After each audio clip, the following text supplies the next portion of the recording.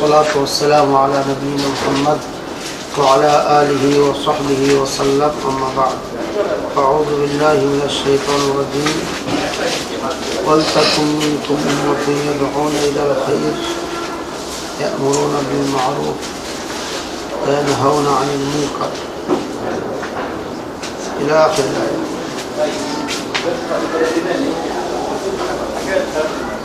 সম্মানিত উপস্থিতি, আসলে গাড়ি ড্রাইভ নিজেই করে আসলাম। কালকে মাহফিল ছিল কালিনীতে, আবার সারাদিন গ্যারেজে ছিলাম গাড়ির সমস্যা। এরপরে আবার আস্তে আস্তে এক সমস্যা হলো, এই জন্য খুব টাইট। তারপরও তুষার ভাই এক সৌজন্য আসার কথা ছিল, তো বললেন যে আপনি অনুমতি দিলে কিছু ভাইকে সংবাদ দিয়ে কিছু দিনে আলোচনা করবেন। তো আমরা জানি একটি আয়াত আছে, ফালাওয়ালা নাফারা মিন কুল্লি ফিরকাতিন তাইফাতুন মিনহুম লিয়াতাফাক্কাহু ফিদ-দীন। এই আয়াতের মধ্যে বলা হয়েছে যে তোমাদের মধ্যে থেকে যদি একটা দল হতো, যে দলটি দ্বীনি ইলম শিখার জন্য বের হবে, লিয়াতাফাক্কাহু ফিদ-দীন, দ্বীনের পাণ্ডিত্য লাভ করবে।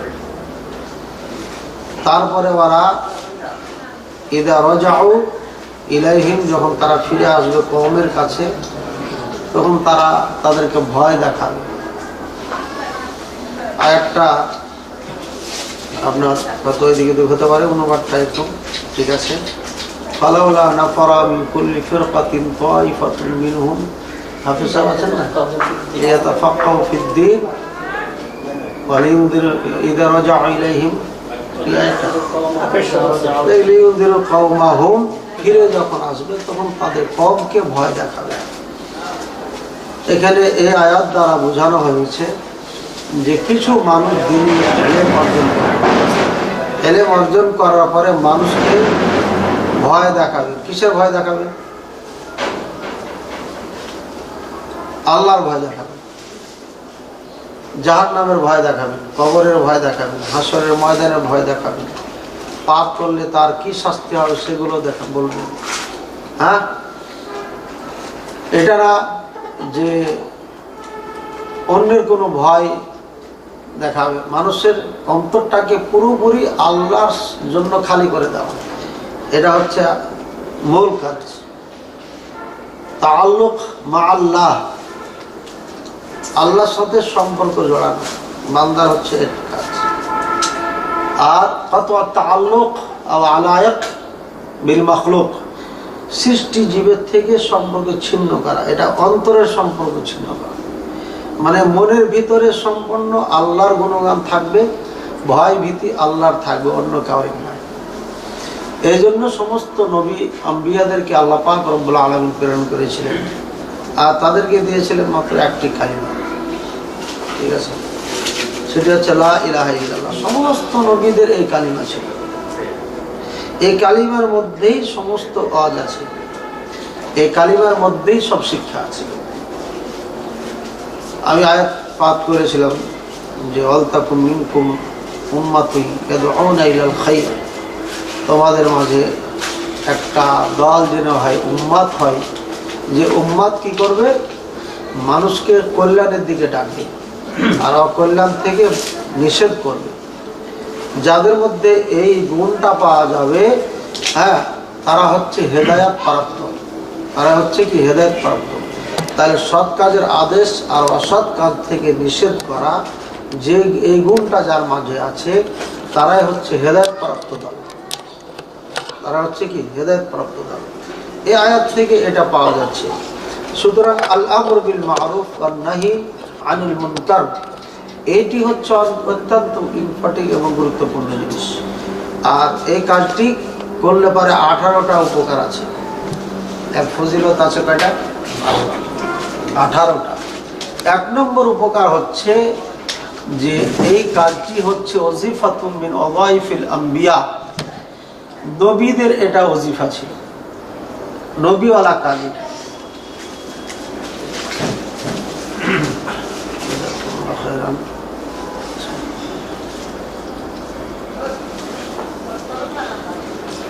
নবীওয়ালা কাজ।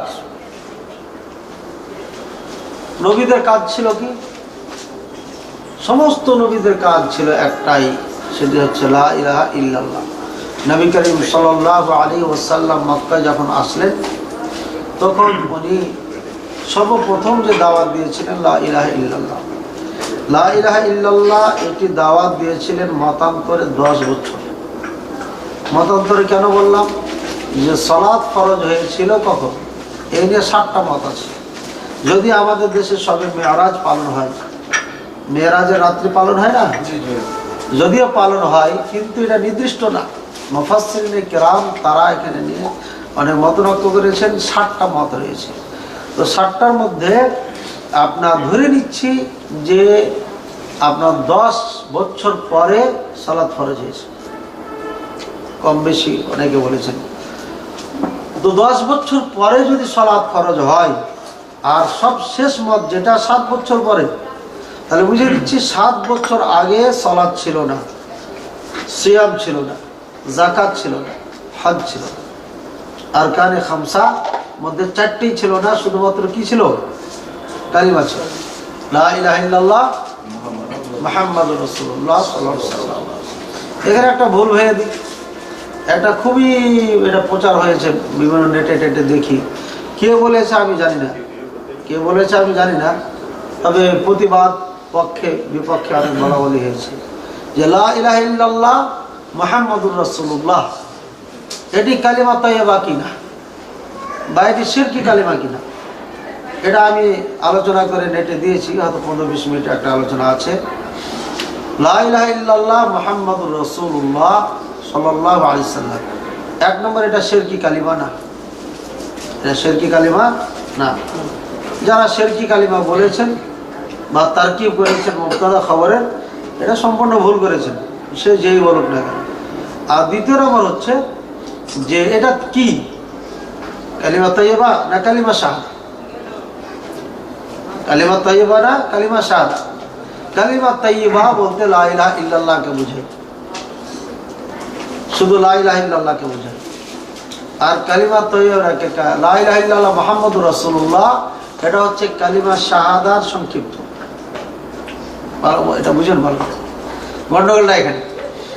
কালিমা তাইয়্যিবা বলতে শুধু লা ইলাহা ইল্লাল্লাহকে বোঝায়, আর মুহাম্মাদুর রাসূলুল্লাহ সাল্লাল্লাহু আলাইহি ওয়াসাল্লাম যোগ যখন দিয়ে দিবেন তখন কালিমা শাহাদার এটা সংক্ষিপ্ত। এই জন্য বিভিন্ন হাদিসে পাওয়া যায় লা ইলাহা ইল্লাল্লাহ মুহাম্মাদুর রাসূলুল্লাহ, এখানে আশহাদু কি আছে? আমি সাক্ষ্য দিচ্ছি আল্লাহ ছাড়া কোনো সত্য মাবুদ নাই, এবং আমি আরো সাক্ষ্য দিচ্ছি মুহাম্মদ সাল্লাল্লাহু আলাইহি ওয়াসাল্লাম আল্লাহর বান্দা ওয়া রাসূল। এই কালিমা শাহাদা সংক্ষিপ্ত নবী করিম সাল্লাল্লাহু আলাইহি ওয়াসাল্লাম পতাকায় ব্যবহার করতেন।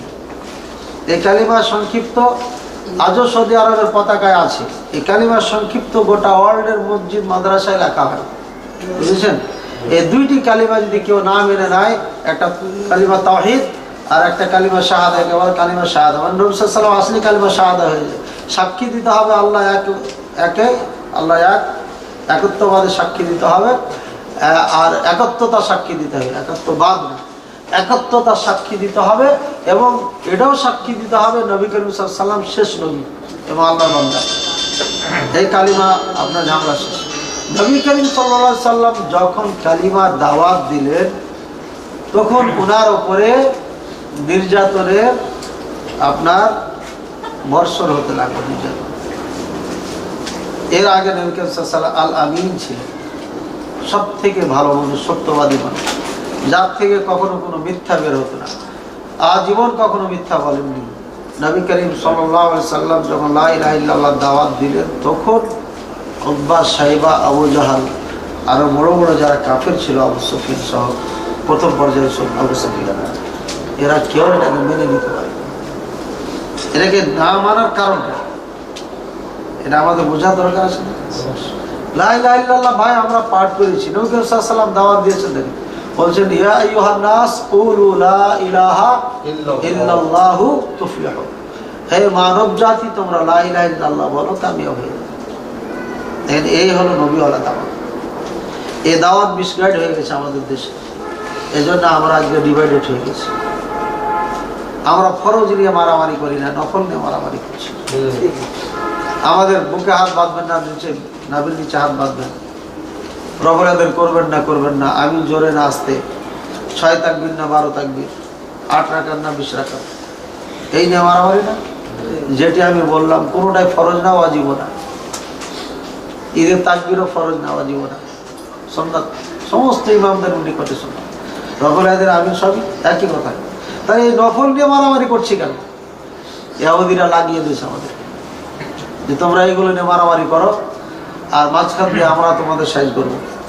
আজকে বাংলাদেশে স্টোর নামে একটা হিন্দু সংগঠন আছে, হ্যাঁ, খুব আরামে কাজ করে যাচ্ছে। কুড়িগ্রামের দিকে ওইদিকে মাহফিল করতে গেলাম, বলছে হাজার হাজার মানুষ খ্রিস্টান হয়ে যাচ্ছে, শত শত মানুষ। আমাদের ভাইয়েরা, আমাদের মা বোনেরা খ্রিস্টান হয়ে যাচ্ছে অভাবের কারণে, টাকার অভাবের কারণে। ধর্ম বুঝে না, কিচ্ছু বুঝে না তারা। আজকে তাদেরকে আমরা দিন শিখাতে পারি নাই, আমরা রফলে দিন নিয়ে মারামারি করছি, এদিকে এই তালে ওরা মানুষকে খ্রিস্টান বানিয়ে দিচ্ছে। এই জন্য আমাদেরকে এগুলো পরিহার করা উচিত। এগুলো পরিহার করে নবীওয়ালা দাওয়াত আমাদেরকে শুরু করতে হবে। এটা হচ্ছে নবীওয়ালা দাওয়াত। কেন আবু জাহেল এটাকে অস্বীকার করলো, উতবা, সাইবা, আবু লাহাব? এর কারণটা আমি সংক্ষিপ্ত বুঝিয়ে দিচ্ছি আপনাকে। লা ইলাহা ইল্লাল্লাহ মানে কি? আল্লাহ ছাড়া সত্য কোনো মাহবুদ নাই। এর মানে কি বোঝা গেল? মাহবুদ কেটা? আল্লাহ। মাহবুদ মানে যার ইবাদত করা হয় তাকে মাহবুদ বলা হয়। এবার যদি আল্লাহ মাহবুদ হন, উনি ছাড়া কোনো মাহবুদ যদি না থাকে, তাহলে ইবাদত কার হতে হবে? শুধু আল্লাহর। ইবাদত কি জিনিস? এটা কোত্থেকে পাবো, কেমনে পাবো? ওলামায়ে কেরাম থেকে পাবো। আমাদের ঝুড়িতে কিচ্ছু নেই, আমরা জাস্ট অনুবাদক। বড় বড় ওলামায়ে কেরাম হাদিস কোরআনকে গবেষণা করে বই লিখে দিয়ে গেছেন, আর আমরা ওটা দেখে তখন ওয়াজ করি, পড়ি, পড়ে মানুষকে বুঝাই। জাস্ট আমরা হচ্ছি অনুবাদক, একজন তরজমা করছি আমরা, ঠিক আছে? ওলামায়ে কেরাম যেগুলো পার হয়ে গেছে, বড় বড় আলেম, সুবহানাল্লাহ, কোনোটা নাই তাদের। এখনো সৌদি আরবে যে ওলামায়ে কেরামকে দেখলাম, হাদিস সম্পর্কে জিজ্ঞাসা করি যে শেখ এই হাদিসের ব্যাপারে আর কে বর্ণনা করেছে, এদের জন্ম কখন, মৃত্যু কখন, এ হাদিস চলবে কি চলবে না, কোন কোন মুহাদ্দিসিন কেরাম এটা দুর্বল বলেছে বা চলবে কি চলবে না বলে সব মুখস্থ। আব্দুল মোহসেন আব্বাদ হাফিজাহুল্লাহ এখনো বেঁচে আছেন, মসজিদে নববীর উনি হচ্ছেন টিচার। হ্যাঁ, কুতুবুস সিত্তা, আমরা যেটাকে সিহা সিত্তা বলি, বুখারী, মুসলিম, আবু দাউদ, তিরমিজি, নাসাঈ, ইবনে মাজাহ, এই সব 6টি কিতাব ওনার কাছে পড়েছি মসজিদে নববীতে। উনি প্রতিদিন আসার পরে এই ক্লাসটা নিতেন, মাগরিব পরে এই ক্লাসটা নিতেন। তো এই ক্লাসের ক্যাপ্টেন আমি ছিলাম বাংলাদেশিদের পক্ষ থেকে। তো ইরাকে যখন যে হাদিসের ব্যাপারে প্রশ্ন করেছি, সাথে সাথে উত্তর দিয়েছি। আল্লাহ, মানে এলেম যে আল্লাহ এদেরকে কত দিয়েছেন। আমাদের ক্লাসে বলতো যে হাদিস, সহিহ হাদিসের সংজ্ঞা বলো, আমরা কেতাবে যেটা পড়েছি ওটা বলছি। আর অন্য অন্য আমাদের ছেলেগুলো, জর্ডানের ছেলে 2 জন আমাদের ফার্স্ট সেকেন্ড ছিল ক্লাসে। আল্লাহ, এদের যে এলেম আমাদের কাছে মনে কিছু না। হ্যাঁ, ওরা কবিতা আকারে মানে, কারণ কি বাল্যকালে এই হাদিসের কবিতা আকারে বই আছে। হ্যাঁ, এই বই মুখস্থ করা হিসেবে। আর আমরা মুখস্থ করেছি কি? হ্যাঁ, কারিমা বেবাকশা এবার হালেমা শিয়ালে মুরগি নিল পয়সা দিল না, এই মুখস্থ করে শেষ করেছি। মাজমুয়া শিয়া মান্তেক, 3টা মান্তেকের ফার্সিতে মুখস্থ করা কি প্রয়োজন ছিল, করেছি। মেরকাত নাকি মেরকাত নামে একটা আছে না? হ্যাঁ, বহুদিন আগে পড়েছি, এগুলো আর দেখি না, আমার লাইব্রেরি থেকে আউট করে দিয়েছি যাতে চোখে না পড়ে। ফার্সি টার্সি পড়ে উপকার হয়েছে, কিন্তু আপনার সময় নষ্ট করেছি, ফার্সি পড়তে পড়তে পড়তে গোলেস্তা মুসেতা, কোনো দাম নাই ইসলামের। এখানে শিরকি কথা আছে, খোরাফাত আছে। হ্যাঁ, এই কিতাবের মধ্যে বলা হয়েছে যে নবী করিম সাল্লাল্লাহু আলাইহি ওয়াসাল্লামের সৃষ্টি না করলে আসমান জমিন কিছু সৃষ্টি করা হবে, ভিত্তিহীন একটা। অথচ সমস্ত গোটা দেশের আলেম ওলামা বলে যাচ্ছেন। তারপরে আপনার এ ধরনের বহু কথা আছে সেখানে। তারপরে গোলেস্তার মধ্যে একটা ঘটনা আছে, একজন বড় আলেম, অনেক সুনামধন্য আলেম, একটা ছেলের প্রেমে পড়ে গেল। ছেলেটা সামনে যায়, আরো পিছে পিছে যায়, লোকজন হাসে, কথা বলে। লোকজন বলছে আপনি এই ছেলের প্রেমে পড়েছেন, লোকজন তো আপনাকে খারাপ বলতেছে। বলছে আমার চোখ দিয়ে যদি দেখতে তাহলে তুমি এই কথা বলতে। কি একটা অদ্ভুত। তো কবিদের যা হয়, কবিরা যেভাবে বলে থাকে সেভাবে, সাহিত্যিক যারা এরা ভালো মন্দ দেখে না, যা পায় তাই বলে।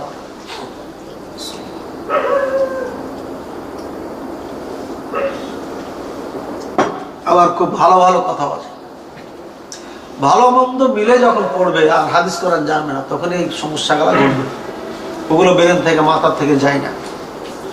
ভাইরা আমার কি বলছিলাম, কালিমানিয়া, হ্যাঁ, ও ওলামায়ে কেরাম দেখলাম ওলামায়ে কেরাম, সেই ওলামায়ে কেরাম আমরা না, সেই এলেম আমরা পাইনি। আমরা জাস্ট তাদের বইগুলো অনুবাদ করতে পারি, আলহামদুলিল্লাহ। আরবি কোনো বই আসলে সামনে ওটা বুঝি, বলতে পারি, বুঝাইতে পারি, এতটুকু, এছাড়া কিচ্ছু নেই। তো সেখানে তারা যে ব্যাখ্যা দিয়েছেন ইবাদত সম্পর্কে, সে ব্যাখ্যা হচ্ছে যে আল ইবাদা কুল্লু ইসমিন জামিউন মা ইউহিব্বুহুল্লাহু ওয়া ইয়ারদাহু মিনাল আকওয়ালি ওয়াল আফআলি আয-যাহিরাতি ওয়াল বাতিন। ইবাদত বলা হয় প্রত্যেক ওই জিনিসকে যেটা যেই কথা, প্রত্যেক ওই কথা এবং কাজকে, যে কথা এবং কাজকে আল্লাহ ভালোবাসেন এবং সন্তুষ্ট থাকেন। এটা অপেনে হোক আর গোপনে হোক। দেখেন কোরআন হাদিসের সঙ্গে মিলাবেন, মিল খেয়ে। এখন যে কথা বলছে এটা কথা না, এটা আবার আল্লাহ রাজি কি রাজি না? রাজি। এটা ইবাদত। আর এই মজলিস কি ইবাদত হচ্ছে না? এটা এই যে আপনারা বসে আছেন, এটা কাজ না? বসে শুনছেন যে এটা কিন্তু কাজ। এটাতে আল্লাহ রাজি না? রাজি না? এটা ইবাদত। এখান থেকে বের হওয়ার পরে আরেকটা কাজ করবেন, বেড়ি বের করে টান মারবেন, এটাও কাজ। এদিকে আল্লাহ খুশি? এটা কি আল্লাহ চান? এটা আল্লাহর ইবাদত না। যেটা আল্লাহর ইবাদত হবে না, ওটা কার ইবাদত হবে? শয়তানের ইবাদত হবে। এই সোজা। এই জন্য ইবাদত কাকে বলা হয়?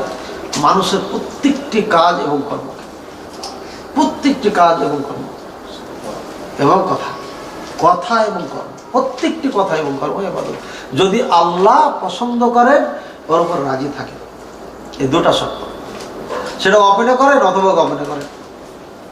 আপনি ঘরের মধ্যে বসে বসে সালাত পড়ছেন, কেউ দেখেন, আল্লাহ ছাড়া কেউ ইবাদত। আপনি ঘরে পথে চলতে চলতে একজন দেখলেন যে মিসকিন মানুষ খেতে পায় না, বসে আছে, আপনি খাওয়াই দিলেন, কেউ জানে না, শুধু মিসকিনটা জানে, আপনি জানেন, ইবাদত। ঠিক আছে। আপনি দেখতেছেন যে একটা রিক্সা চালক চলে যাচ্ছে অন্ধকার রাতে, কেউ নাই আশেপাশে, সারাদিন রিক্সা চালাইছে, এখন 1 বাজে 9টা, তাহলে কিছু কামাই করেছে, পকেটে আছে, দাঁড় করি আরে টাকাটি নিয়ে নিলেন। এটা তো একটা কাজ। আল্লাহ কি খুশি? এটা ইবাদত না, শয়তানের ইবাদত। এটা অনেক জায়গাতে ঘটে, বগুড়াতে এক জায়গাতে এগুলো ঘটতো। ভাইরা আমার, এই টিপস যদি আমাদের মাথার মধ্যে থাকে, তাহলে আমাদের থেকে অন্যায় দূরে হয়ে যাবে। আমি বক্তব্য দিচ্ছি, আমার বক্তব্য দিয়ে এক ভাই কষ্ট পেয়েছে, এক ভাই কষ্ট পেল, তাহলে কি এটা বক্তব্য হলো? বলেন। নবী করিম সাল্লাল্লাহু আলাইহি ওয়াসাল্লাম বক্তব্য দিয়েছেন, মানুষকে দাওয়াত দিয়েছেন, কিন্তু তার কথাই কে কষ্ট পায়, তার আচরণে কে কষ্ট পায়।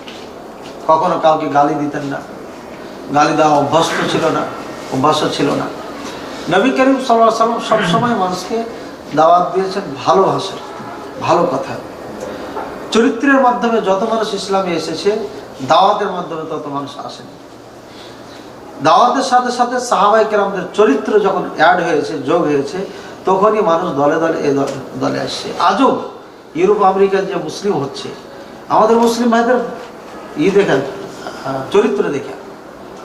আপনার ইউরোপ আমেরিকায় যারা ওই যে কাপড় ধোয়ার কাজ করে, আমরা বলি ধোবা বলি না, কি বলবো, ওরা বলে যে আমি ওখানে একটা ঘটনা শুনছিলাম যে ইসলাম কবুল করেছে কেন, বলছে মুসলিমদের কাপড় দেখে ইসলাম কবুল করেছে। কাফেরদের কাপড়ে ময়লা টয়লা যাই তাই লেগে থাকে, নাপাক, পরিষ্কার করে না, ওই অবস্থা আমাদের দিয়ে আমাদের বাধ্য হয়ে দিতে হয়, এটা কাজ আমাদের। কিন্তু মুসলিমদের কাপড়ে এগুলো কখনো আমরা পাই নাই। ঠিক আছে। এই যে চরিত্র, চাল চলন, ইসলামের সৌন্দর্যতা দেখি মানুষ মুসলিম হয়েছে, দলে দলে এই দলে আসছে। এবং কয়েক বছর সামনে রেখে যেটা ইন্টারনেটের মধ্যে ভাসছে যে মুসলিম ধর্মটা, ইসলাম ধর্মটা সর্বসেরা ধর্ম এবং সংখ্যাগরিষ্ঠ ধর্ম হবে। ইনশাআল্লাহ। এবং ইউরোপ আমেরিকা যে দলে দলে মানুষ ইসলাম কবুল করছে, আশ্চর্য একেবারে, কল্পনাই করা যায় না। আলহামদুলিল্লাহ, ওরা ইসলামের দাওয়াত করছে আর মানুষকে দলে দলে ইসলাম মুসলিম ইসলামের দিকে ডাকছে, আর বাংলাদেশি আমরা কি করতেছি, মারামারি করতেছি, দাওয়াতি কাজ বানিয়েছি। ভাই যা হোক, একমাত্র আল্লাহর ইবাদত করতে হবে। মাহবুদ বলা হয় যার ইবাদত করা হয়। এখন আমার কাজ এবং কথা এটা যদি শয়তান সন্তুষ্ট হয়, তাহলে বোঝা যাচ্ছে আমি আল্লাহর ইবাদত করছি, শয়তানের করছি। আমাদেরকে শুধুমাত্র আব্দ হতে হবে কার? আল্লাহ। আবিদ হতে হবে কার? আল্লাহর। শুধু আল্লাহরই ইবাদত হতে হবে, আর কারোর ইবাদত করা যাবে না। কথাবার্তায়, চাল চলনের সব ক্ষেত্রে নবী করিম সাল্লাল্লাহু আলাইহি সাল্লাম যখন বললেন যে এক আল্লাহর ইবাদত করতে হবে আর কারোর ইবাদত করা যাবে না, নবী সাল্লাল্লাহু আলাইহি সাল্লাম কিন্তু এখানে বিশ্লেষণ করেন নাই, শুধু বলছে লা ইলাহা ইল্লাল্লাহ, সাথে সাথে সব অসন্তুষ্ট। কেন? যদি শুধু আল্লাহর ইবাদত করি তাহলে তো আরো আল্লাহ আছে আমাদের ঘরে, আছে না? কাবাতে কয়টা ছিল? 360টা ছিল কাবাতে শুধু। আর বাড়িতে বাড়িতে, ঘরে ঘরে তো অভাব ছিল না, খেতে খাবারের দোকানে সব জায়গায় ছিল।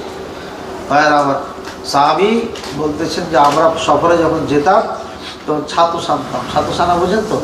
ওটা পানি দিয়ে মিক্স করতাম, মিক্স করার পরে মূর্তি বানাইতাম, পূজা করতাম, পূজা করে ওটা খেয়ে নিতাম। নিজে বানালো, নিজের খোদাকে নিজে খেয়ে ফেলতেন। এই ছিল তাদের মাথায় চিন্তা ভাবনা। আল্লাহ থেকে দূরে সরে সম্পূর্ণ সৃষ্টি জীবের উপরে তাদের ভরসা হয়ে গেছে। ভরসা হয়ে গেছে। লা ইলাহা ইল্লাল্লাহর মানে হচ্ছে কোনো কাজ করা যাবে না, এমন কাজ, এমন কথা বলা যাবে না যে কাজ এবং কথা আল্লাহ অসন্তুষ্ট। তো 360টি মূর্তি বাদ দিয়ে দিতে হবে আর এক আল্লাহর ইবাদত করতে হবে। এই জন্য বলছে আজালতা আলিহাতান ইলাহান ওয়াহিদা, হে মুহাম্মদ তুমি এতগুলো মাবুদকে বাদ দিয়ে একটাই মাবুদ করা যায়? এটা কেমন কথা? বুঝছেন? সব মাবুদ, এতগুলো মাবুদ বলে ডেকে ডেকে আমাদের কাজ হচ্ছে না, তুমি একটা মাবুদের দিকে ডাকো, এটা কেমন? এটা তাদের মাথায় ঢুকছে না। আল্লাহ নবী সাল্লাল্লাহু আলাইহি ওয়াসাল্লামের কথা বলার পরে আবু জাহেল, উতবা, সাইবা, আবু লাহাব বুঝেছিল কালিমা, বুঝিয়ে তারা আপনার কি করে নাই, এই কালিমা গ্রহণ করে না, এই কালিমা মানা যায়। আর আমরা বুঝি না, যেহেতু আমরা কালিমা পড়ি আর আবু জাহেলের কাজও করি না, করি না ভাই। সমস্ত মুসলিম উম্মাহ একমত যে দোয়া, এই দোয়াটা কি ইবাদত না? আর দোয়া হুয়াল ইবাদাহ। আর একটা হাদিস আছে, আর দোয়াও মুখল ইবাদত, মুখল ইবাদত, দোয়া হচ্ছে ইবাদতের মগজ। এটা হাদিস দুর্বল, কিন্তু বিশুদ্ধ যে হাদিস, আর দোয়াও হুয়াল ইবাদত, দোয়াটাই ইবাদত। সুবহানাল্লাহ। তারপরে আরেকটা বলছেন, ইযা সাআলাকা ইবাদি আন্নী ফাইন্নী করিব উজিবু দাওয়াতাদ দাঈ ইযা দাআনি ইন্নাল্লাযীনা ইস্তাকবিরুনা আন ইবাদাতি, মানে আমার দোয়া চাওয়ার থেকে যারা অহংকার করে, গৌরব, এদের জন্য কঠিন শাস্তি আল্লাহ তৈরি করে রেখেছেন। সুতরাং নবীদের দাওয়াত ছিল যে সমস্ত মাখলুক থেকে নিজকে মুক্ত করে একমাত্র আল্লাহর সাথে জড়িয়ে দাও। যদি কালিমাওয়ালা মুসলিম হয় তাহলে একমাত্র আল্লাহর ইবাদত করতে হবে, কথা বলতে হবে যাতে যে কথায় আল্লাহ সন্তুষ্ট, কাজ করতে হবে যে কথায় আল্লাহ, যে কাজে আল্লাহ সন্তুষ্ট। আল্লাহ নারাজ হবে এমন কথা এবং কাজ করা যাবে না। সুদ খাওয়া এটা কাজ, আল্লাহ কি পছন্দ করেন? মিথ্যা বলা, চুরি করা, জিনা করা, কষ্ট দেওয়া, ঘুষ নেওয়া, যত অন্যায় আছে আমাদের বাংলাদেশে পাওয়া যায়। আজকে বাংলাদেশে মানুষের কোনো বাচ নেই, মানবিচ নেই, মানে যে যেমনে পাচ্ছে সেভাবে, যে যেমনে পাচ্ছে সেভাবে পাচ্ছে। সব সেক্টরই সমস্যা, কোথাও আপনার মানুষ, ভালো মানুষ পাওয়া যায় না বাংলাদেশে, সব জায়গাতে সমস্যা। আমার রাহিমা রাব্বি, শুধু কিছু মানুষকে আল্লাহ যার প্রতি রহমত রয়েছে, এরা ছাড়া সব একই অবস্থায় চলছে। ভাইয়ের আমার, কালিমা বলতেছে একমাত্র আল্লাহর ইবাদত করতে হবে, আল্লাহ ছাড়া কোনো মাবুদ নাই। আর দ্বিতীয় জিনিস আর একটা বোঝাচ্ছে, যখন একই আল্লাহর ইবাদত করতে লাগবেন, কালিমা মেনে দিলেন, তখন এই 360টা মূর্তি, আরো যত মূর্তি আছে, এগুলো কি আপনার মানা যাবে? হ্যাঁ, এগুলো কোনোটাই মানা যাবে না, কোনোটাই মানা যাবে না, সব পরিহার করতে হবে। এই জন্য আবু জাহাল, উতবা, সাইবা, আবুল আহাব এরা চিন্তা করলো কালিমা যদি মেনে নি মোহাম্মদের, তাহলে আমাদের যে সমস্ত মূর্তিরা আছে পূজা যাদের করি একটাও চলবে না। এই জন্য তারা মানতে পারে। তারপরে আর একটা আয়াত বলছে, আল্লাহ পাক রব্বুল আলামিন বলেন, قد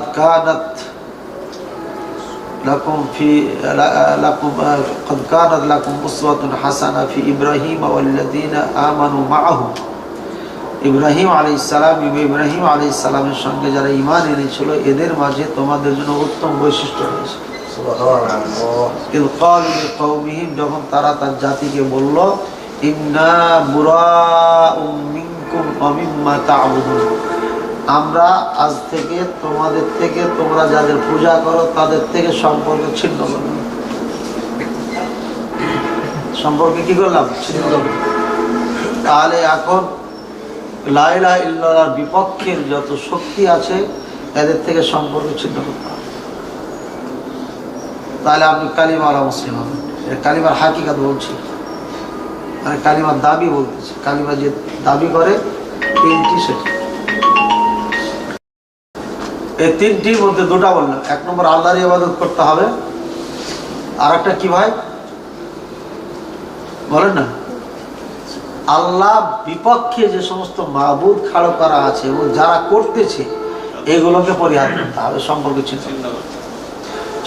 সম্পর্ক ছিন্ন মানে মনের সম্পর্ক ছিন্ন করতে হবে, কিন্তু দাওয়াতি ক্ষেত্রে তাদের জন্য দাওয়াত চালিয়ে যেতে হবে, প্রয়োজনে মিষ্টিও খাওয়াইতে হবে, কিন্তু অন্তর থেকে যে সম্পর্কটা, অন্তরের সম্পর্কটা, এটা পুরোপুরি ছিন্ন করতে হবে। দলিল, লা তাজিদু কওমান ইউমিনুনা বিল্লাহি ওয়াল ইয়াউমিল আখির ইউআদ্দুনা মান হাদ্দাল্লাহ ওয়া রাসূলাহু, এমন কোন জাতি পাবেন না যারা আল্লাহর প্রতি এবং কিয়ামতের দিবসের প্রতি ঈমান এনেছে, এরা আল্লাহর সাথে যারা বিরুদ্ধার আচরণ করে এদের সাথে ভালোবাসা মহব্বত রাখবে, এরকম পাবেন না। ওয়ালাউ কানু আবাহুম, ওদের বাবাও যদি হয় তাও না, ওদের ভাই হলো না, ওদের আত্মীয় স্বজন হলো না, যে হোক না কেন তাদের সাথে সম্পর্ক রাখবি না, মহব্বত রাখবি না।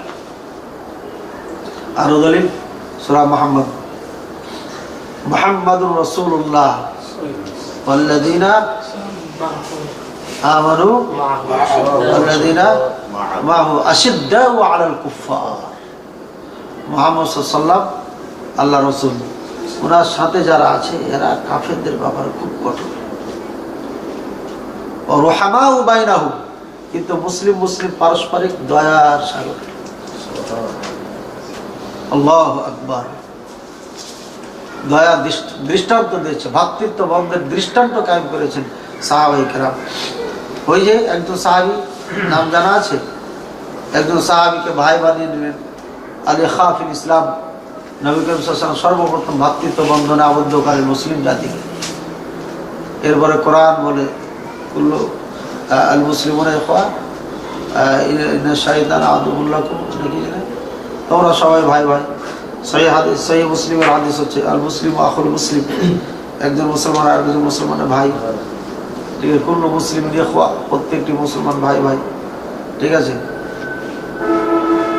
এই ভ্রাতৃত্ব বন্ধন সেদিন কায়েম করেন মদিনাতে হিজরত করে যাওয়ার সময়। সাহাবী একজন সাহাবীকে নিয়ে যে বলছেন, এই যে আমার দুটা স্ত্রী, যেটা পছন্দ ওটা বলেন, ওটা আমি ছেড়ে দিচ্ছি, আর আমার স্ত্রীকে কিভাবে পালবেন খাওয়াবেন এ টেনশন করিয়েন না, আমার সম্পদের অর্ধেক দিয়ে দিচ্ছি। আল্লাহু আকবার। পারবেন? আমরা পারবো? এটা তো পারবো যে হ্যাঁ দুটা স্ত্রী আছে, একটা তালাক দিয়ে দিই, কিন্তু এটা বলতে পারবো না কোনটা পছন্দ। মনে যেটা চাই সেটা নিয়ে নেয় যদি, বিপদ না? বেশি ভালোবাসা হলে অর্থ সম্পদ হয়তো অর্ধেক দিয়ে দেবো, কিন্তু এভাবে দিতে পারবো। কি কুরবানি করেছেন একজন ভাই আর একজন ভাইয়ের জন্য, আর আমরা একজন ভাই আর একজন ভাইয়ের জন্য করছি কি?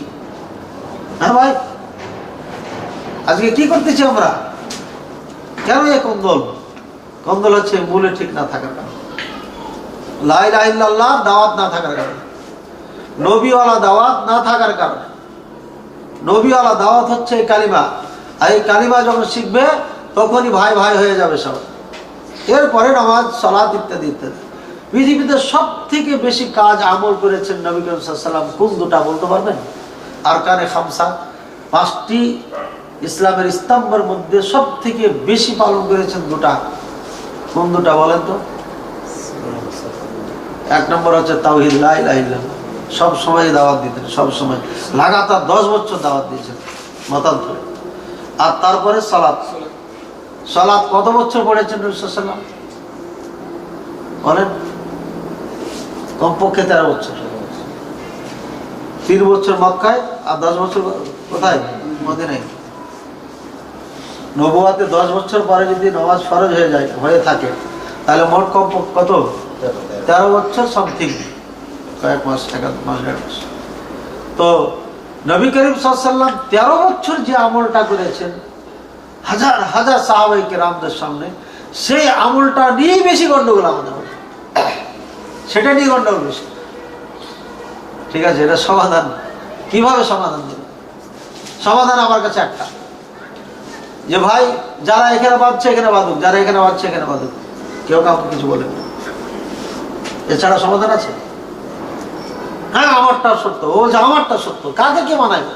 বড় গন্ডগোল হয়ে 2 দল চলে গেল, কখনো মারামারি, কখনো হইচই হয়ে চলে গেল। তো লাভ হলো কি? সমাধান হলো? সমাধান একটাই, যেটা মক্কার মদিনাতে করেছে ওখানকার ওলামায়ে। পৃথিবীর থেকে ভাইয়ারা আমার আসবে, মুসলিম ভাইয়ারা, খবরদার কেউ কাউকে টেড়া চোখে দেখবে না, কাউকে কোনো ক্রিটিসাইজ করবে না। হাত ছেড়ে সালাত পড়ছে, খেলা খেলা মানুষ, কিচ্ছু বলে। ঠিক আছে। আরেকজনকে দেখলাম ফিলিস্তিনি, সিজদার থেকে ওঠা পর রফল এদের করছে, কেউ কিছু বলেনি। আমিও বহুদিন দেখলাম, গোটা আপনার 3 বছর আগে দেখেছি, একসাথে সালাত পড়েছি, বলিনি। খারাপ কাজ করে না, না জায়েজ কাজ করে না। ঠিক আছে, এই জন্য এগুলো না বলা হলো। ঠিক আছে। তো যা হোক ভাইয়ারা আমার, যেগুলো ইসলাম ছাড় দিয়েছে ওগুলো আমরা কেন ছাড় দিতে পারবো? আমাকে ছাড় দিতে হবে। এই জন্য আমরা একমাত্র আল্লাহর ইবাদত করব। আর ইবাদত কাকে বলে বললাম। দ্বিতীয় নম্বরে, আল্লাহ ছাড়া অন্যদের যারা ইবাদত চলছে, করছে, যারা করছে, যাদের ইবাদত ঘটছে, এদেরকে বর্জন করতে হবে।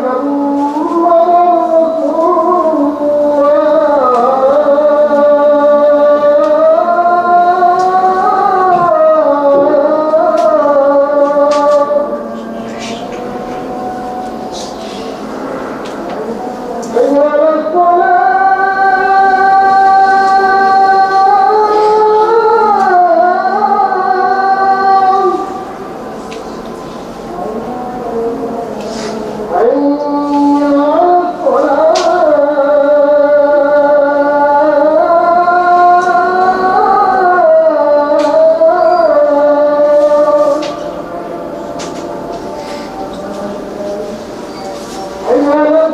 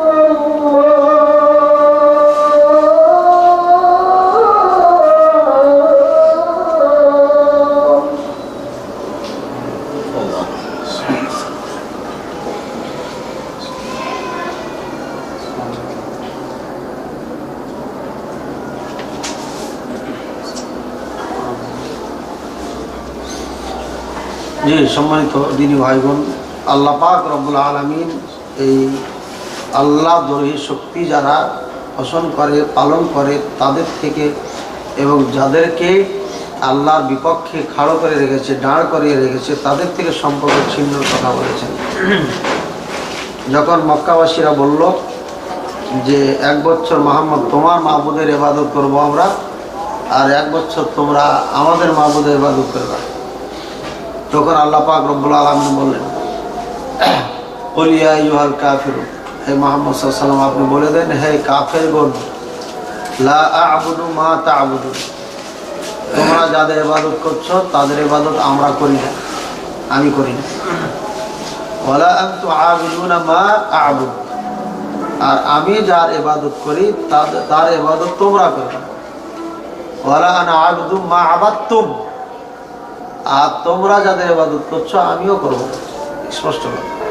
আবার বলছেন ওয়ালা আনতুম আবিদুনা মা আ'বুদ, আবারও বলছেন আল্লাহ, ভালো করে বুঝিয়ে দেন, আমি যার ইবাদত করি তোমরা তার ইবাদত করবে না।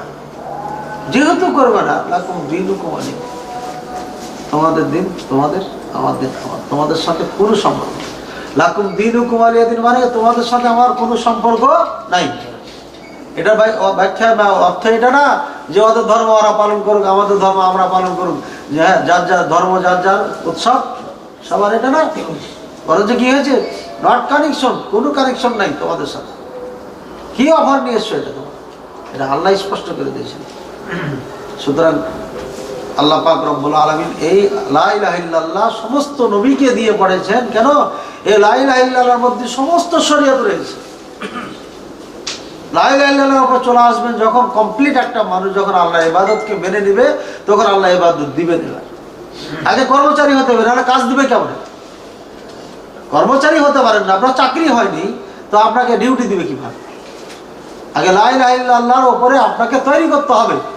যখন তৈরি হয়ে গেছেন তখন এবার ইবাদত দিচ্ছেন আল্লাহ। সালাত ফরজ হয়ে গেল। কতটুকু ফরজ? তাকবীরে তাহরিমা থেকে নিয়ে সালাম পর্যন্ত, এটা হলো ফরজ। এ পর্যন্ত না হলে সালাত হবে না। এরপরে আল্লাহ আরো কাজ, পরে কাজ দিয়েছেন। এবার সুবহানাল্লাহ 33 বার, আল্লাহু আকবার 33 বার, লা ইলাহা ইল্লাল্লাহ 33 বার বা 100 বার ইত্যাদি ইত্যাদি যে জিকিরগুলো আসছে, এটা কখন আসছে? অনেক পরে। সাহাবায়ে কেরাম এবার অবসর, কাজ কাম নাই, যুদ্ধ জিহাদ নাই, অথবা যুদ্ধ করতে যে মাঠে বসে আছেন, তো সবসময় সালাত পড়তে তো ভালো লাগে না, কোরআন পড়তে হয়তো ক্লান্ত হয়ে যায়, তো চলতে ফিরতে যুদ্ধের ময়দানে জিকির আজকার করবো, কিছু জিকির দেন। মুসা আলাইহিস সালাম যেন বলছেন, ইয়া রব আল্লিমনি কালিমা শাইআন আযকুরুকা বিহি, যে আল্লাহ আমাকে একটা কিছু শিখাই দেন যেটা দিয়ে আপনাকে স্মরণ করব। তখন বললেন কুল ইয়া মুসা লা ইলাহা ইল্লাল্লাহ, হে মুসা লা ইলাহা ইল্লাল্লাহ। তখন বলতেছেন কি, কুল্লু ইবাদিকা ইয়াকুলুনা হাযা, আপনার প্রত্যেকটি বান্দাই তো এই কথা বলে, মানে আমি নবী, উলুল আযম 4 জনের একজন, আমাকে একটু স্পেশাল কিছু দিবেন, এটা আমার আশা। এটা বুঝিয়ে দেওয়া যাচ্ছে। আবার বলছে কুল্লু ইবাদিকা ইয়াকুলুনা হাযা, সমস্ত বান্দারা আপনার এটা বলে। তার বলছে কুল ইয়া মুসা লা ইলাহা ইল্লাল্লাহ, হে মুসা বলো লা ইলাহা ইল্লাল্লাহ। আবার মুসা আবদার করে একই কথা। তখন আল্লাহ পাক রব্বুল আলামিন বলছেন, মুসা আস-সামাওয়াতুস সাব'ু, 7 আসমান, ওয়া মান আমিরুহুন্না, এই 7 আসমানে যারা বসবাস করে, সব ফেরেশতা আছে, অগণিত জিনিস আছে সব, ওয়াল আরদ, এবং এই জমিন, জমিনে যারা বসবাস করছে, সবগুলোকে যদি এক পাল্লায় রেখে দাও আর এই লা ইলাহা ইল্লাল্লাহকে এক পাল্লায় রাখো, লামা লাক, তাহলে কালিমার পাল্লা ভারী হয়ে যাবে। এবার আপনি জিকির করেন লা ইলাহা ইল্লাল্লাহ, কালিমাওয়ালা মুসলিম হওয়ার পরে বলেন এবার লা ইলাহা ইল্লাল্লাহ। এবার আসমান জমিনের মধ্যে যাহা কিছু সব থেকে এই কালিমা ভারী হবে আপনার। কিন্তু কালিমাওয়ালা হতে পারেননি, এই জিকির করে কোনো লাভ হবে না। কথা বুঝেছেন? এই জন্য জিকির পরে এসেছে, আগে কালিমাওয়ালা হতে হবে। আর কালিমাওয়ালা বানানোর জন্য নবী করিম সাল্লাল্লাহু আলাইহি ওয়াসাল্লাম 1 নয় 2 না 10 বছর স্পেশাল ভাবে কালিমার কাজ করেছেন। এবার দুটা মেরেছি আমরা, লা ইলাহা ইল্লাল্লাহ, আল্লাহ ছাড়া কোনো মাবুদ নাই। আর দ্বিতীয় নম্বর কি, মাবুদ আল্লাহ ছাড়া যা মাবুদ আছে সবকে পরিহার করলাম, যারা এগুলোর পিছে দৌড়াচ্ছে তাদেরকে পরিহার করলাম। ঠিক আছে? তাহলে এখন আরো তো কাজ আছে, কাজ আছে না? নিজে চলবো কিভাবে, পরিবার কিভাবে চালাবো, সমাজ কিভাবে চালাবো, রাষ্ট্র কিভাবে চালাবো, ব্যবসা বাণিজ্য, অর্থনৈতিক, রাজনৈতিক, সামাজিক সব কিছু দিক আছে মানুষের জীবনে যাহা লাগে, এগুলো কিভাবে করব? কি ভাই, মানুষের তৈরি করা বিধান অনুযায়ী না কার? যে আল্লাহকে মেনে নিয়েছি মাবুদ হিসাবে, যে আল্লাহর জন্য সমস্তকে আমি পরিহার করেছি, এখানেও পরিহার করতে হবে, ওই আল্লাহর বিধান অনুযায়ী জীবন যাপন করতে হবে। আর না হলে কালিমাওয়ালা মুসলিম হওয়া যাবে। এই কালিমা এই অর্থ রাখে, এই দাবি নিয়ে এসেছে, তাই আবু জাহল, উতবা, সাইবা, ফেরাউন, নমরুদ কেউ মানতে পারেনি। তো মানতে সমস্যা কি? বাংলাদেশি বাঙালির মতো কালিমা পড়লে সমস্যা কি ছিল? আমাদের দেশে মানে না, কালিমা পড়ে, ঈদের সালাত পড়ে, জুমার সালাত পড়ে, সুন্দর টুপি মাথায় দিয়ে পোশাক পরে যায়, আবার মূর্তির সামনে যায় বলে না, বলে না। পুরুষের কথা কি বলবেন? আমাদের মা বোনেরা আশ্চর্য, বোরকা পরে দিয়ে যে প্রসাদ দিচ্ছে, নেটে তো হিসেবে বেড়াচ্ছে। বলেন কালিমা না বোঝার কারণ।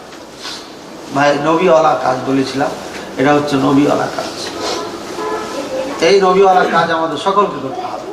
মানুষকে আল্লাহর সাথে জড়িয়ে দিতে হবে সব ক্ষেত্রে, সব ক্ষেত্রে মানুষকে আল্লাহর সাথে জড়াতে হবে। ঠিক আছে? এরপরে যখন আরো কিছু উদ্বুদ্ধ করবেন তখন আল্লাহর ওলিদের কথা আসবে। আমি শুনেছি বা দেখেছি বা অমুক কিতাবে পড়েছি একজন আল্লাহর ওলি ছিলেন, এভাবে ইবাদত করত। এই ঘটনা কেন বলবো? ও যেভাবে ইবাদত করত, ওর মতো করে ইবাদত করো, পারলে ওর থেকে বেশি করে করো। এটা উদ্বুদ্ধ করার জন্য ওলিদের কথা আসবে। কিন্তু এটা না যে তুমি যতই বিপদে পড়ো অলিকে স্মরণ করলেই বিপদ মুক্ত হয়ে যাবে, তাহলে কালিমা শেষ হবে, কালিমা শেষ হবে। ভাই এটা আমাদের বুঝতে হবে। কালিমাওয়ালা যদি মুসলিম হয়ে যেতে পারি তাহলে সব ক্ষেত্রে আমাদের কাজ লাগে। এবার নবীওয়ালা কাজ যখন কালিমাওয়ালা আমরা হয়ে গেলাম, এরপরে তোর আনুষঙ্গিক এবার দাওয়াত চলবে। হ্যাঁ ভাই, একজন ভাই আর একজন ভাইয়ের সাথে ভালো ব্যবহার করেন, এবারে হুকুকুল ইবাদ চলে আসবে, আল্লাহর হক আসবে। এরপর হুকুকুল ইবাদ, আল্লাহর হক, বান্দার হক। বান্দার হকের মধ্যে প্রথম যদি ধরতে যাই পিতামাতার হক, তারপরে দ্বিতীয় মধ্যে ধরবো স্ত্রীর হক, তৃতীয় নম্বরে ধরবো ছেলে মেয়ের হক, পিতামাতার পরে আরো ডালফানি আছে, ভাই বোন আছে, তাদের হক, বংশ আত্মীয় স্বজন যারা আছে তাদের হক। হ্যাঁ, এই হক তখন আসবে, একটার পর একটা হক আসবে। আমি যদি কোনো কিছু মালিক হই তাহলে আমার কর্মচারীর হক। ঠিক আছে? এক কথা, এরপরে বান্দার হক শুরু হয়ে যাবে, ইসলামের তালিম শুরু হয়ে যাবে। এ হচ্ছে আপনার নবীওয়ালা কাজ। নবীওয়ালা কাজ হচ্ছে মানুষকে আপনার আল্লাহ পাক রব্বুল আলামিনের পরিচিত বান্দা হিসাবে গড়িয়ে তোলা। এটা হচ্ছে আমাদের কাজ, নবীদের কাজ। তো ভাই, আল আমর বিল মারুফ ওয়ান নাহি আনিল মুনকার, সৎ কাজের আদেশ, অসৎ কাজের নিষেধ, এটা হচ্ছে নবীওয়ালা কাজ। এটা কোরআনের কথা, এটা সুন্নাহর কথা, হাদিসের কথা। এটা যদি ছেড়ে দেন তাহলে পারে অনেক বিপদ আসবে, যার 18টা লিস্ট করা আছে, নেগেটিভ পজিটিভ সব ওখানে উল্লেখ করা আছে। এই আমর বিল মারুফ যদি ছেড়ে দেন তাহলে আল্লাহর গজব আসবে ওই জাতির উপরে। যতক্ষণ পর্যন্ত একজন মানুষ মানিকগঞ্জে সত্য কথা বলবে, ততদিন পর্যন্ত মানিকগঞ্জে কোনো বালা মুসিবত আসবে না। ধ্বংস করে দেয় না আল্লাহ, আযাব দিয়ে ধ্বংস করেছেন না আগের জাতিকে, কমকে, এভাবে ধ্বংস করবেন না। দলিল কি? ওমা কানা আল্লাহু লিয়ুআযযিবাহুম ওয়া আনতা ফীহিম। আপনি যতদিন ওদের মাঝে আছেন ততদিন এদেরকে আযাব দিবেন আল্লাহ, এটা না। মানে যতদিন আপনি কাজ করবেন ততদিন এদেরকে ধ্বংস করা হবে। তাহলে বুঝে যাচ্ছে যে এলাকায় সৎ কাজের আদেশ আর সৎ কাজ থেকে নিষেধ করার মানুষ থাকবে, ওই এলাকাকে আল্লাহ ধ্বংস করবে। বিরাট বড় ক্ষতি। এই ফজিলতের মধ্যে 1 নম্বর বললাম নবীওয়ালা কাজ এটি। 2 নম্বর হচ্ছে এটা হচ্ছে তীর। ইসলামের তীর সমূহ থেকে এটি 2টা তীর। তীর কেমনে? তীর কেমনে? দেখেন, আপনি একজন মানুষকে বোঝালেন, বোঝার পরে শিরক মুক্ত করলেন, বেদাত মুক্ত করলেন, সত্য জিনিসটা বুঝতে পারলো, সে 5 ওয়াক্ত সালাত পড়তে লাগলো, হালাল হারাম বেছে মেনে চলতে লাগলো, স্ত্রী পর্দা করতে লাগলো আপনার কথা শুনছে। এই লোকটা আপনার সাথে আর কোনোদিন অন্যায় করবে? করবে? বেয়াদবি করবে? করবে না। তো আপনি দুশ্মনকে তীর দিয়ে প্রতিহত করেন না। যখন দাওয়াতি কাজ করবেন তখন যারা আপনার দাওয়াতে সাড়া দিবেন তখন তারা ওই তীরের কাজ করবে আপনার কাছে। আপনাকে বিপদ থেকে তারা বাঁচার চেষ্টা করবে। ঠিক আছে? এভাবে এই আল আমরু বিল মারুফ ওয়ান নাহি আনিল মুনকারের 3য় নম্বর উপকার হচ্ছে হাদা নওআনি মিন আনওয়াইল জিহাদ। যুদ্ধের অনেকগুলো প্রকার আছে, তার মধ্যে এটা হচ্ছে একটা যুদ্ধ। যুদ্ধ কেমন? নবী করিম সাল্লাল্লাহু আলাইহি ওয়াসাল্লাম বললেন, যখন লা ইলাহা ইল্লাল্লাহ বলো তো সবাই বিপক্ষে চলে গেল। সাইয়্যিদুল মুরসালিন, সমস্ত নবীদের সন্তান, রহমাতুল লিল আলামিন, সমস্ত জগৎবাসীদের জন্য রহমত স্বরূপ এমন একজন নবী, সুবহানাল্লাহ, কিয়ামতের দিন যিনি উম্মতকে ভুলবেন না। তারপরে এমন একজন নবী পুল সিরাত পার হওয়ার সময়ও বলবেন না। সহিহ বুখারীর হাদিস, সহিহ মুসলিম হাদিস, যে উম্মত যখন পুল সিরাতে পা দিবেন তখন আল্লাহ নবী সাল্লাল্লাহু আলাইহি ওয়াসাল্লাম বলবেন, ইয়া রাব সাল্লিম সাল্লিম, একে বাঁচান যেন পড়ে না যায়। জান্নাতের গেটে পুল সিরাত পার হয়ে এভাবে দেখে থাকবেন, আমার উম্মত কখন পা দিচ্ছে, তখন আল্লাহর কাছে দোয়া করে। এত দয়ার নবী, যিনি দুনিয়াতেও ভুলেন নাই, আখিরাতেও ভুলবেন না। তাকে কত না নির্যাতন করলো, তার অনুসারীদেরকে কত না নির্যাতন করলো। কিসের জন্য করেছে? না বুঝার কারণ। আর কেউ বুঝে করেছে, স্বার্থে আঘাত আসবে। তো ভাই, এটা হচ্ছে জিহাদ, বড় জিহাদ। এটা সত্য কথা কে বলতে পারে? এখানে এমপি মহোদয় বসে আছে, মাননীয় প্রধানমন্ত্রী আছে, উনি শিরক করতেছেন, এটা বলা সম্ভব? শিরক করতেছেন আপনি, কিন্তু বললে এটা জিহাদ। এটা জিহাদের একটা প্রকার। ভাই, ভালো কাজের আদেশ সবাই করতে পারে। আমি বলবো যে লা ইলাহা ইল্লাল্লাহ, মুসা আলাইহিস সালামের ব্যাপারে যে লা ইলাহা ইল্লাল্লাহ বললাম, এতে কেউ দুঃখ কষ্ট পাবে? কেউ পাবে না। কিন্তু আমি যখন বললাম মূর্তির সঙ্গে সামনে যাওয়া যাবে না, মূর্তি বর্জন করতে হবে, তো যত মূর্তিওয়ালা আছে সব কি খুশি হবে না নারাজ হবে? নারাজ হবে। দ্বিতীয়, আমি যখন দাবি বললাম কালিমার, যে সমস্ত বিধান বাদ দিয়ে আল্লাহ প্রদত্ত বিধান দিয়ে সবকিছু পরিচালনা করতে হবে, এবার বিধানওয়ালারা খুশি হবে না নারাজ হবে? এই জন্যই কালিমাওয়ালা মুসলিমের প্রতি নারাজ হবে 2 শ্রেণীর লোক। যারা আল্লাহ দ্রোহী, আল্লাহর বিপক্ষে আল্লাহ বানিয়ে রেখেছে তারা, আল্লাহর হুকুম বিধানকে বাদ দিয়ে যারা জীবনযাপন করে তারা। এই 2 দল লোক আপনাকে সাপোর্ট করবে না। আল আমরু বিল মারুফ, ভালো কাজের আদেশ করা এটা সহজ, কিন্তু খারাপ কাজ থেকে নিষেধ করা এটা কঠিন। এটা করা যায়, এটা করলেই বিপদ আসবে। আর সমস্ত নবীগণে কাজ করেছেন, যার কারণে বিপদ তাদের উপরে বেশি এসেছে। সমস্ত নবীদের উপরে বিপদ এসেছে। শুধুমাত্র সুলাইমান আলাইহিস সালাম একজন দাপটের নেতা ছিলেন এবং নবী ছিলেন, এর সামনে কেউ দাঁড়াতে পারে, এর সামনে কেউ দাঁড়াতে পারে। যুলকারনাইন, এর সামনে কেউ দাঁড়াতে পারে। বাকি যাদের ক্ষমতা ছিল না, স্বাভাবিক মানুষের জীবনের সাথে মিশেছিলেন, আমাদের শেষ নবী মুহাম্মদ রাসূলুল্লাহ সাল্লাল্লাহু আলাইহি ওয়াসাল্লাম থেকে সকল নবীরা নির্যাতিত হয়েছেন এই কালিমার জন্য, এই দাওয়াতের। জিহাদ আমরা এই জেহাদে অংশগ্রহণ করেছি, প্রত্যেকে এই কাজ করি আমরা। আর এই ভালো কাজের আদেশ, অসৎ কাজ থেকে নিষেধ করা, এটা হচ্ছে মুমিনদের নিদর্শন, এটা হচ্ছে মুমিনদের একটা পরিচয়। আর অসৎ কাজের আদেশ, ভালো কাজ থেকে নিষেধ করা মুনাফিকদের পরিচয়। এটা কোরআনের আয়াত, আল মুনাফিকুনা বাদুহুম আউলিয়া লিবাদ। এরা মুনাফিকরা একজন আরেকজনের বন্ধু। এরা কি করে? ইয়ামুরুনা বিল মুনকার, খারাপ কাজের আদেশ করে, ওয়া ইয়ানহাউনা আনিল মারুফ, ভালো কাজ থেকে নিষেধ করে। ভালো কাজ থেকে নিষেধ করা মুনাফিকদের চরিত্র, আর খারাপ কাজ থেকে নিষেধ করা এটা মুমিনদের চরিত্র। কাজে আমাদেরকে মুসলিম মুমিনের যে নিদর্শন বৈশিষ্ট্য, এটা অর্জন করতে হবে। আল্লাহ পাক রব্বুল আলামিন আমাদের তৌফিক দান করুন। পঞ্চম নম্বর হচ্ছে আল-আমরু বিল মারুফ ওয়ান নাহয়ু আনিল মুনকার সাবাবান মিন আসবাবির রাহমা ওয়া রিদওয়ান ওয়াল ফাওজ বিস সাআদাতিল আবাদিয়াহ। এই ভালো কাজের আদেশ, অসৎ কাজ থেকে নিষেধ করা, এটা হচ্ছে দুনিয়া আখিরাতের স্থায়ী কল্যাণ, কামিয়াবি, সফলতা। আর এটা না করা হচ্ছে আপনার অসফলতা, বরবাদ হওয়া, ধ্বংস হওয়া। যে জাতির মাঝে আল আমর বিল মারুফ ওয়ান নাহয়ু আনিল মুনকার নাই, ওই জাতি ধ্বংস হয়ে গেছে। ওই জাতি কি হয়েছে ভাই? ধ্বংস হয়ে গেছে। লা তাকুমুস সাআহ, কিয়ামত অনুষ্ঠিত হবে না, হাত্তা তালতাহিকা কাবাইল মিন উম্মতি মাআল মুশরিকিন। নবী করিম সাল্লাল্লাহু আলাইহি ওয়াসাল্লাম বলেছেন, অগণিত গোত্র যতদিন পর্যন্ত, একটা গোত্র না, কাবাইল বলেছে, অগণিত গোত্র, খানদানে খানদান, গোষ্ঠী গোষ্ঠী, দেশকে এলাকাকে এলাকা, যতক্ষণ পর্যন্ত মুশরিকদের সাথে একাকার না হয়ে যাবে, ততক্ষণ পর্যন্ত কিয়ামত। বুঝছেন? এই সেই যুগ, মুসলমান কাফের সব একাকার হয়ে গেছে, দুর্বল হয়ে গেছে মুসলমান।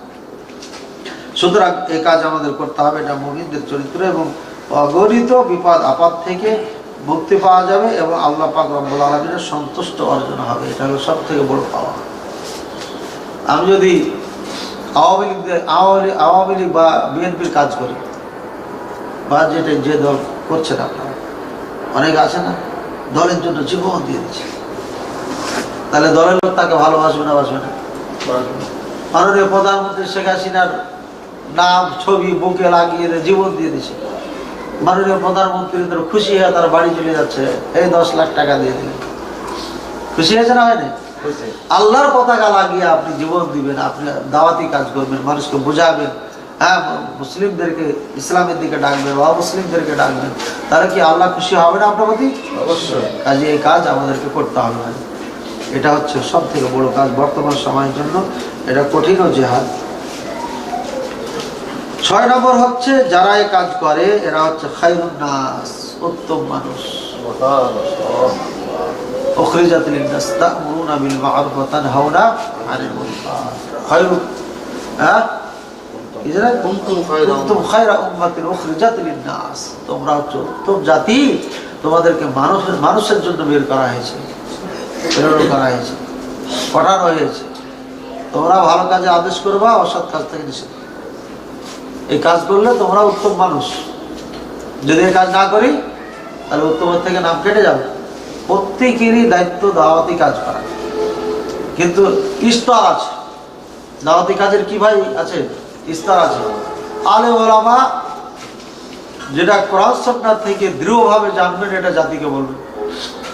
সাধারণ জনগণ আপনারা দাওয়াতি কাজ করবেন, বলবেন যে আমরা একজন আলেমের বক্তব্য শুনলাম, নাম ধরে বললে বেশি ভালো, অমুকের বক্তব্য শুনলাম, উনি বললেন যে এই কাজটা করা যাবে না, এটা শিরক। যেভাবে বলতে হবে সাধারণ জনগণ। আর আলেম ওলামা যদি বলে দেন, যার স্পষ্ট দলিল আছে যার কাছে, যে হ্যাঁ ভাই এটা শিরক, এটা করা যাবে না, ওটা মেনে নিতে হবে। হ্যাঁ, যদি দেখা যাচ্ছে দলিল ছাড়া কথা বলেছেন, অনেক আলেম আছে দলিল ছাড়া কথা বলেন, দলিল নেই, তাহলে জাস্টিফাই করুন। সন্দেহ আসলে জাস্টিফাই করুন। জাস্টিফাই করা এটা অধিকার আছে। হ্যাঁ, দাওয়াতি সেক্টরটা ভিন্ন, একটা স্তর আছে, এগুলো একটা আলোচনায় আছে, সবার মূল আলোচনা। এরপরে কত নম্বর বললাম ভাইজান? ছয়টা বলছি। আচ্ছা, 7 নম্বর হচ্ছে সাবাবান মিন আসবাবিন নাসর ওয়াত তাঈদ ওয়া তারকুহুমা সাবাবুন লিযুল্লি ওয়াল খুযলান। এই সৎ কাজের আদেশ আর অসৎ কাজ থেকে নিষেধ করা, এটা হচ্ছে আপনার আল্লাহর সাহায্য সহযোগিতা পাওয়ার মাধ্যম। যারা এই কাজ করবে না তাদের জন্য আল্লাহর পক্ষ থেকে লাঞ্ছিত আর কলদলিত নিকৃষ্ট জীবনযাপন আছে। আজকে আমরা মুসলমান এই দাওয়াতি কাজ ছেড়ে দেওয়ার কারণেই নির্যাতিত হচ্ছে। হ্যাঁ, মায়ের মানের মুসলমান যখন তাদেরকে নির্যাতন করে বাংলাদেশে পাঠিয়ে দেওয়া হয়, সর্বপ্রথম সহযোগিতা করার জন্য আলহামদুলিল্লাহ যারা গেছিলেন তার মধ্যে আমি একজন ছিলাম। একসাথে আপনার 6 থেকে 7 লক্ষ টাকা তাদেরকে দিয়েছি। এখনো ছবিগুলো আছে, 1000 টাকা নোট ধরিয়ে দিয়েছি, শত শত মানুষকে দিয়েছি। পাহাড়ে উঠে উঠে লুকিয়ে আছে মানুষের মাধ্যমে। আমার ক্লাসমেট 6-7 জন আছে, তো ওই এলাকায় ওদের মাধ্যমে ওদেরকে খুঁজে খুঁজে বের করে দিয়ে এসেছে। তো এরা এই নির্যাতিত কেন হয়েছে? এদের প্রতি দয়া আমার কম নাই, এটা বুঝে গেল। এদের প্রতি দয়া আছেই বলে টাকা পয়সা নিয়ে তাদেরকে দিয়ে এসেছি। আর ওই দেশের কিছু ক্লাসমেটও আমার ছিল মদিনাতে, বাংলাদেশে। এই কারণে আর একটা টান ছিল যে আমাদের সে ভাইয়েরা আজকে কি অবস্থায় আছে। সুতরাং দৌড়িয়ে গেলাম। কিন্তু এই নির্যাতিত হওয়ার কারণ কি? ওরা পর্দা করে ঠিকই, কিন্তু পর্দার যে শারঈ পর্দা এটা নেই। ওরা ধর্ম পালন করে ঠিকই, কিন্তু ধর্ম যেটা অরিজিনাল সেটা নেই। কিচ্ছু বুঝে না, শুধু কোরআনটা পড়তে পারে। মানে আমরা সহজ পেয়েছি, হেফজোখানা একটা চালু করে দিই, হাফিজি হুজুর হয়ে গেল, কোরআন মুখস্থ, আসসালাম আসাই কিচ্ছু বুঝে না, শিরক বুঝে না, বেদাত বুঝে না। এইভাবে শিরক বেদাতে হাবুডুবু পুরা দেশটা, যার কারণে গজবটা এসছে। বলবো তাহলে কাশ্মীরে কেন আসলো? তাহলে কাশ্মীরের ইতিহাস এটা তো বলা ঠিক না, ওদের ইতিহাসও খুব খারাপ। আমি দেওবন্দে ছিলাম, ওখানে কাশ্মীরি মেয়েরা থাকতো। এদের চালচলন দেওবন্দের মেয়েদের এরকম ছিল না, এদের ভিন্ন ক্যাটাগরি চালচলন, ঠিক আছে। তারপরে ফিলিস্তিনে কি হলো? একই অবস্থা, টায়ার্ড প্যান্ট শার্ট পরে মেয়েরা ঘুরে বেড়েছে। তো ওদের একটাই গুণ আছে, ওদের আকীদার শুদ্ধ আছে, ওরা কালিমাওয়ালা মুসলিম। কিন্তু আমলের ক্ষেত্রে পর্দা পুশিদা আরো কিছু আমলের ক্ষেত্রে সব অনেক পিছিয়ে আছে। এই জন্য আল্লাহর গজব ওদের উপরে এসে গেছে। আর একটা কারণ যে খাল কেটে কুমির নিয়ে আসা। ওরা পুরো মুসলিম রাষ্ট্র ইহুদিদের জায়গা দেয়নি, ওরা জায়গা দিয়েছে। তো তোমরা যেমন জায়গা দিয়েছ, এবার শাস্তি ভোগ করো, ঠিক আছে। শাস্তি সমস্ত কাফের এক হয়ে গেছে, আল কুফর মিল্লাতুন ওয়াহিদা। এই জন্য গোটা বিশ্বে মুসলমানদের উপর জুলুম শুরু হয়ে গেছে, নির্যাতন শুরু হয়ে গেছে। এটা এ দুনিয়ার শেষ সীমান্তে পৌঁছার একটা নিদর্শন। কালকে মাহফিলে বলে আসলো, এই কিয়ামতের নিদর্শন নিয়ে আলোচনা ছিল। এটা শেষ সীমান্তে পৌঁছে যাওয়ার একটা নিদর্শন। হ্যাঁ, এই যে মুসলমানদের উপর আপনার জুলুম নির্যাতন যে চলতেছে। আচ্ছা, তো সুতরাং এই জুলুম নির্যাতনটা আসার কারণ হচ্ছে এই ধর্ম থেকে দূরে সরে যাওয়া মানুষ। আর একটা কারণ হচ্ছে এই দূরে সরে যাওয়ার কারণে আমরা যে ডিভাইডেড হয়ে গেছি, এক প্ল্যাটফর্মে নাই, যার কারণে এই সমস্যা।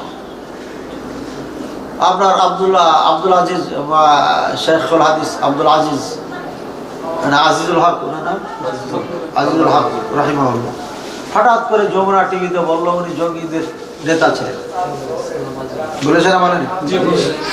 ইউনিটি থাকার কারণে প্রত্যাহার করেছে, ক্ষমা চেয়েছে। ইউনিটি ছিল বলে প্রত্যাহার করেছে, ক্ষমা চেয়েছে। গোটা মুসলিম জাতি যদি আমরা ইউনিটি থাকতাম, তাহলে কাফেররা আমাদেরকে আজও দাদা রাখতো, আগে যেমন ডেকেছে আমরা রাখতাম। 306 জন যুদ্ধে অংশগ্রহণ করে আবু জাহেলের মতো দলকে পরাজিত করেছে। এটা শক্তি দিয়ে না, আল্লাহ রহমত দিয়ে। এখন আল্লাহ রহমত আমাদের সাথে নাই, যার কারণে আমরা খালি পরাজিতই হচ্ছে, সব জায়গায় পরাজিত হচ্ছে। ভাইয়ের আমার নবীওয়ালা কাজের দিকে আমাদের ফিরে আসতে হবে।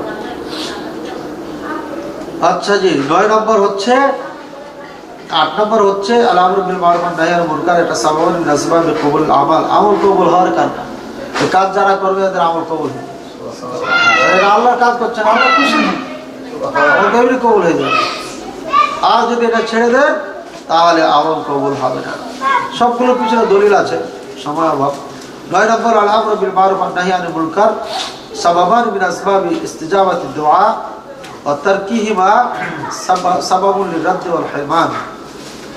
এই ভালো কাজের আদেশ অসৎ কাজের থেকে নিষেধ করা, এটা হচ্ছে দোয়া কবুল হওয়ার একটি কারণ। আর এটা ছেড়ে দেওয়া দোয়া থেকে বঞ্চিত হওয়া, কবুল হওয়ার থেকে বঞ্চিত হওয়ার একটা কারণ। এই কাজ করলে দোয়া কবুল হয়, এই কাজ করলে দোয়া কবুল হয়। ওই সাহাবীর ঘটনা শোনেন নাই? দলচ্যুত হয়ে এক জঙ্গলে চলে গেছে, বাঘ খাওয়ার জন্য দৌড়িয়েছে। এই কাকে খেতে আসছো? আমি মুহাম্মদ সাল্লাল্লাহু আলাইহি ওয়াসাল্লামের সাহাবী, আমি তো দাওয়াতি কাজের জন্য এসেছি, যুদ্ধ করার জন্য, তুমি আমাকে খেতে আসছো? সাথে সাথে দাঁড়িয়ে বলছে আমি দল হারিয়ে ফেলেছি, রাস্তা দেখাও, দিয়ে পৌঁছে দেওয়া হবে। মাথা নিচে করে ফেলছে, তারপরে লেজ লড়াই আর সামনে হাঁটতে হাঁটতে হাঁটতে রাস্তা দেখায়, হ্যাঁ সালাম সাবা করে ফেলেছে, মাথা নাড়িয়ে যায় যে আপনার দল দেখে যাচ্ছে। এই ছিল সাহাবী, আল্লাহর পথে বের হয়েছে, পশু পর্যন্ত তাকে চিনছে, হিংস্র প্রাণী পর্যন্ত চিনছে। কথা বলছেন, এই কাজ করলে পারছি। আল্লাহ পাক রব্বুল আলামিন আমাদের বেশি বেশি করার তৌফিক। সময় হয়ে গেছে বলে না? তাহলে এখান থেকে শেষ করি। 9 নম্বর পর্যন্ত হলো। 10 নম্বর হচ্ছে এটা উত্তম কাজ, আফজালুল আমাল। ঘরে বসে বসে জিকির করা আর দাওয়াত দেওয়া, এই দুটার মধ্যে পার্থক্য জানেন? আসমান জমির পার্থক্য। আপনার মাধ্যমে যদি একটা মানুষ শিরক বেদাত মুক্ত হয়ে যায়, 5 ওয়াক্ত সালাত করতে লাগে, এরপরে ছেলে মেয়েকে মাদ্রাসায় দিবে, আলেম বানাবে, এই আলেম থেকে কত মানুষ দিন শিখবে, সব দেখি আপনার আমার নামে জমা। এত জিকির করতে পারতেন আপনি? পারতেন না। এই যে দাওয়াতি কাজ, এটা সব থেকে বড় কাজ, সব থেকে উত্তম কাজ। এই জন্য আমরা এই দাওয়াতি কাজ বেশি বেশি করি। আজকে 10 পর্যন্ত হলো, আর বাকি 8টা থেকে গেল। আল্লাহ পাক রব্বুল আলামিন আমাদের গুনাহ খাতাকে ক্ষমা করুন। আল্লাহ আমাদেরকে সঠিক পথে চলার তৌফিক দান করুন। আল্লাহ আমাদের নেক